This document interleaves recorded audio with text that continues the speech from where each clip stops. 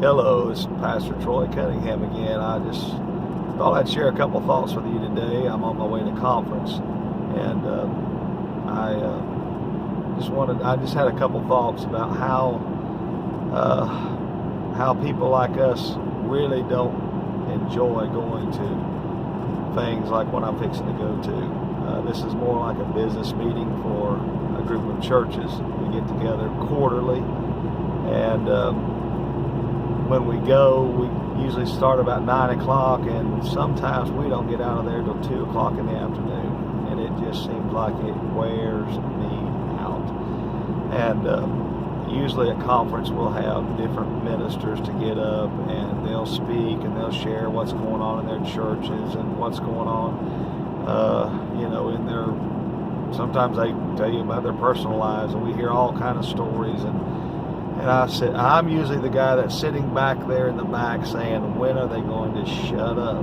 When they hand me the microphone, because I'm so empathetic, I don't want to be pathetic, because we've got some folks that they will literally take the floor and they might spend an hour up there just rambling, and by the time they're done, I don't want to hear nobody else's take on what's going on in their lives or their church. So, when they hand me the microphone, I'll say my 2 or 3 minutes worth of, yeah, Tabor City's doing great, we're blah, blah, blah, blah, blah, and sit down. I'm not going to get up there and preach an hour and a half sermon, forget it, one of the strange things is we get in these kind of situations where we've got to deal with people in meetings and deal with them in these kind of uptight situations, because I've been in these conferences where people are upset. I walk in the room and all of a sudden I'm upset, and I don't know why I feel upset, and I realize, well, it's in the room. Somebody's made somebody mad. You got this faction over here that's kind of disgruntled with this faction over there, and then all that's running through my mind is, what am I doing here? Why? What's the point of all this confusion, and why do I have to endure this? Why can't we just get along? And in fact, a couple of conferences ago, I had been asked to be a secretary, and let me rephrase that, assistant secretary. I was appointed as assistant secretary for the conference, and then they wanted at some point me to go ahead and become the secretary when this other fellow decided to give it up. He's an older gentleman and will be retiring soon, I'm sure. And so they wanted to give the books to someone they could trust, someone that was, had integrity, and someone that, they felt comfortable and would do a good job. And so they approached me about it. And no doubt, I mean, if I was to do that, I would do the very best job that I could possibly do. They'd never see a penny missing. I don't take money from anything or anybody. Never have, never will.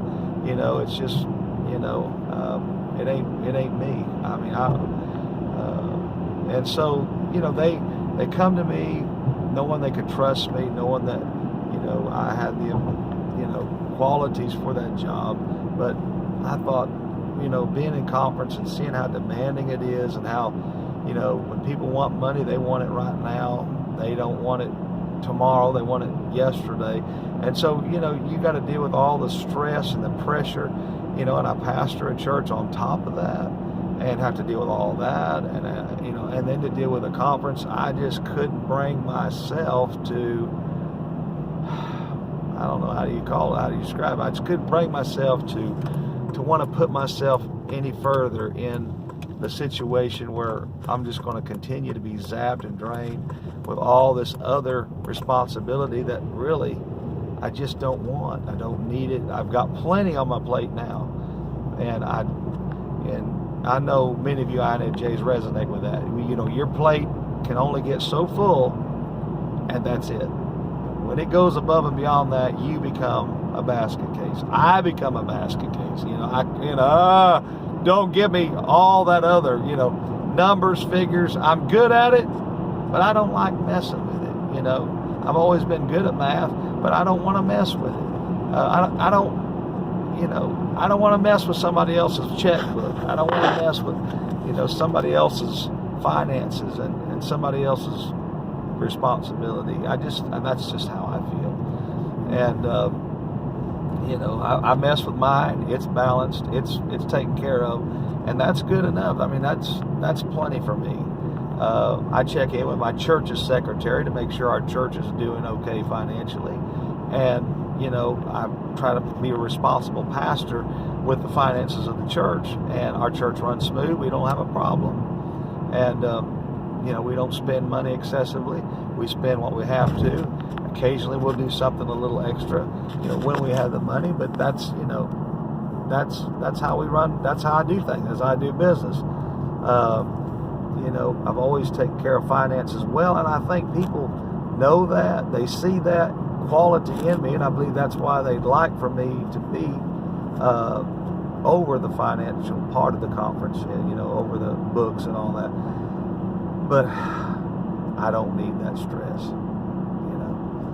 It's all I can do to come up here today and just sit there and listen to all this, because when I leave something like this, I am absolutely shot for the day.